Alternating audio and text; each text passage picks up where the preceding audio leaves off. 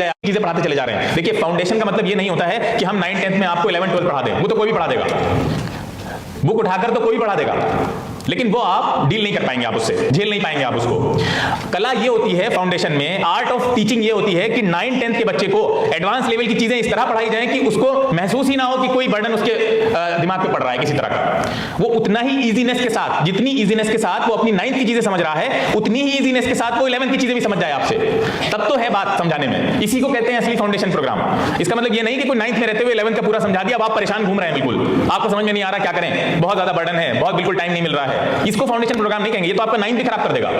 Foundation programme ये है कि 9th में रहते हुए 10th में रहते हुए आपको आगे की चीजें ऐसे समझा दी जाएं कि आप बर्डन फील ही ना करें, बल्कि आपका इंटरेस्ट और ज्यादा डेवलप हो। क्या और बताइए, और बताइए।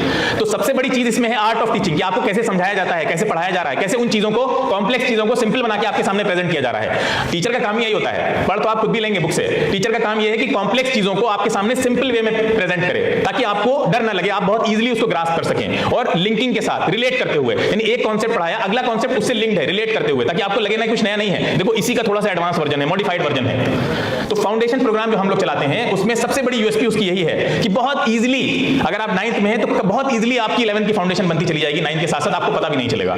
अगर आप 10th में हैं तो बहुत इजीली 12th की आपकी फाउंडेशन बनती चली जाएगी, आपको पता भी नहीं चलेगा। और इसका मैं एक प्रैक्टिकल एग्जांपल आपके सामने रखता हूं। जो बच्चे हमारे फाउंडेशन प्रोग्राम्स में एनरोल्ड हैं, जो हमारा 10th का बैच था, अभी आपको पता है 12 सितंबर को नीट का एग्जाम हुआ था 2021 में, ठीक है, अभी जो रिसेंट नीट का एग्जाम हुआ है उसकी बात कर रहा हूं। उस नीट के एग्जाम में फिजिक्स का पेपर सबसे ज्यादा टफ माना जाता है, पीसीबी में तीनों में अगर कंपैरेटिवली देखें तो फिजिक्स टफ है, क्योंकि मैथ्स भी आती है उसमें।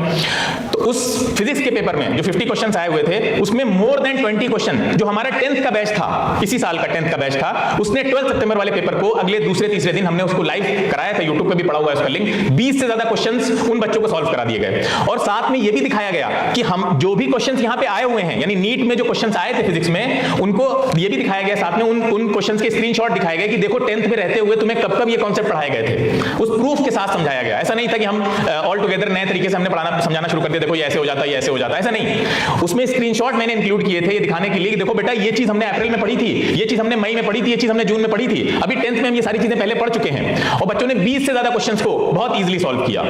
ये कैसे कर लिया? नीट का। बहुत से ऐसे बच्चे जो 12th पास आउट होंगे, 12th कर चुके होंगे, वो 20 नहीं कर पाए होंगे। कैसे कर लिया? 10th के बच्चे ने कैसे कर लिया?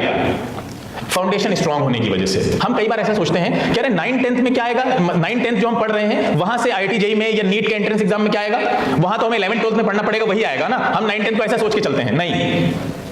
कई क्वेश्चंस ऐसे होते हैं जेई में और नीट में तो स्पेशली, जो सिर्फ 9th 10th की स्ट्रांग अंडरस्टैंडिंग से सॉल्व हो जाते हैं, जिसमें कोई कॉम्प्लेक्स कॉन्सेप्ट लगाने की जरूरत नहीं होती, कोई हाई-फाई थिंकिंग की जरूरत नहीं होती है, बस आपके बेसिक्स स्ट्रांग हो, लॉजिक और कॉमन सेंस खुला हुआ होना चाहिए, उस पर आपको वर्क करना चाहिए। अगर लॉजिक और कॉमन सेंस स्ट्रांग है आपका, तो आप कई सारे क्वेश्चंस आप अपनी 9th 10th की अंडरस्टैंडिंग से कर सकते हैं, लेकिन प्रोवाइडेड आपको 9th 10th पढ़ाया कैसे गया है, डिपेंड इस पे करता है, वो किस अप्रोच के साथ आपको पढ़ाया गया है। क्या पढ़ाते टाइम इस बात का ध्यान रखा गया है कि आप सिर्फ टेस्ट पास करने के लिए नहीं बैठे हैं, कोई मंथली टेस्ट या हाफ ईयरली एग्जाम या एनुअल एग्जाम के लिए नहीं बैठे हैं, आपको आगे जाकर कल को कॉम्पिटिटिव एग्जाम्स देने हैं। अगर टीचर पढ़ाते टाइम पे ये चीज दिमाग में रखेगा तो हर एक टॉपिक को उस लेवल पे ले जाकर भी छोड़ेगा, ठीक है, कि अगर वहां से कोई ओलंपियाड में, एनटीएससी में, नीट में, जेईई में भी क्वेश्चन बन जाए तो कैसे करेंगे आप उसको, अप्रोच क्या होनी चाहिए। कई बार ऐसा होता है कि हमें कॉन्सेप्ट तो क्लियर होता है लेकिन प्रॉब्लम सॉल्विंग अप्रोच नहीं होती हमारे पास, हमारे सामने प्रॉब्लम आ गई है, अब हम अप्रोच कैसे करें, इनिशिएट कैसे करें, सोचे कैसे। कई बार ऐसा होता है ना कि कोई प्रॉब्लम सामने आई, हम सोचते हैं अरे थोड़ा सा बता दे, कोई होता है सबके साथ, थोड़ा सा कोई बता दे, स्टार्ट कैसे करना है, स्टार्टिंग कोई बता दे, ये इक्वेशन जहां तक बन रही है यहां तक कोई क्लियर कर दे, आगे तो हम कर लेंगे। तो ये अप्रोच का ना होना है। पढ़ते टाइम हम अप्रोच नहीं सीखते हैं, क्वेश्चन सॉल्व करना रट लेते हैं, फॉर्मूले रट लिए हमने, अब वो फॉर्मूला, ये फॉर्मूला यहां लग रहा है, वो वहां लग रहा है, पता चला कोई ऐसा क्वेश्चन आ गया जिसमें दो चार फॉर्मूले एक साथ लग रहे हैं, अब हम बैठे हुए हैं कौन सा पहले लगाएं कौन सा बाद में लगाएं। हमारी अप्रोच तो स्ट्रेट फॉरवर्ड थी, तो हमको अप्रोच भी सीखनी होती है। तो हम अपने फाउंडेशन प्रोग्राम में आपको न सिर्फ कॉन्सेप्ट की क्लैरिटी देंगे बल्कि प्रॉब्लम सॉल्विंग अप्रोच सिखाते हैं कि आप सोचें कैसे। सोचना कोई नहीं सिखाता है, किसी किताब से सोचना नहीं आ सकता, सोचना आपको क्लासरूम में ही सिखाया जाएगा, और वहीं आप सीख सकते हैं कि प्रॉब्लम सॉल्विंग अप्रोच कैसे सीखें, ताकि हमें अल्टीमेटली तो at the end of the day exams में जाकर प्रॉब्लम ही सॉल्व करनी है, वहां कॉन्सेप्ट समझाना नहीं है ना किसी को।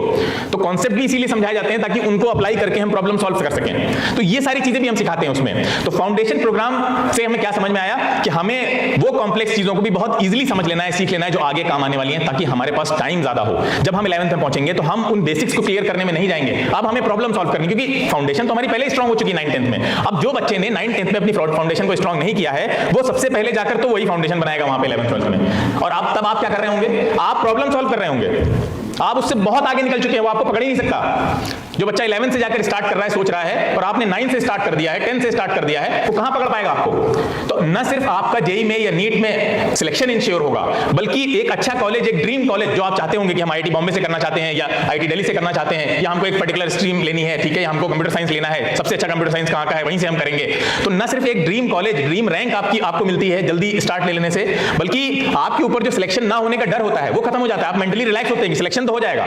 जैसे कुछ बच्चे होते हैं बहुत तेज होते हैं पढ़ने में, तो उनको जब बोर्ड एग्जाम का रिजल्ट आ रहा होता है तो उनको ये चिंता नहीं होती है कि हम बोर्ड में पास हो जाएंगे या फेल हो जाएंगे। चिंता ये होती है क्या मैं टॉप 10 में आऊंगा, क्या मैं टॉप 50 में आऊंगा, क्या मैं लखनऊ टॉप करूंगा, क्या मैं स्टेट टॉपर बनूंगा, ये चिंता होती है। सेम आपके साथ वहां पे भी अप्लाई होता है कि जब आप 12th के बाद जेई का, नीट का एग्जाम लिख रहे होंगे तो आपको ये चिंता नहीं है कि आप जेई एडवांस निकाल लेंगे या नीट में आप सिलेक्ट हो जाएंगे, डॉक्टर बन जाएंगे। आपको चिंता है क्या मुझे एम्स मिलेगा, क्या मुझे आईआईटी बॉम्बे मिलेगा। कंसर्न बदल जाएगी आपकी पूरी तरह से। सिलेक्शन इस तरह इंश्योर हो चुका होगा आपका, क्योंकि फाउंडेशन बनती चली जा रही है, सोच आपकी बहुत ज्यादा इंप्रूव हो चुकी है, आपको पता है आप कहां स्टैंड कर रहे हैं, वो कॉन्फिडेंस आपके अंदर आ चुका है। अच्छा, अभी तो आप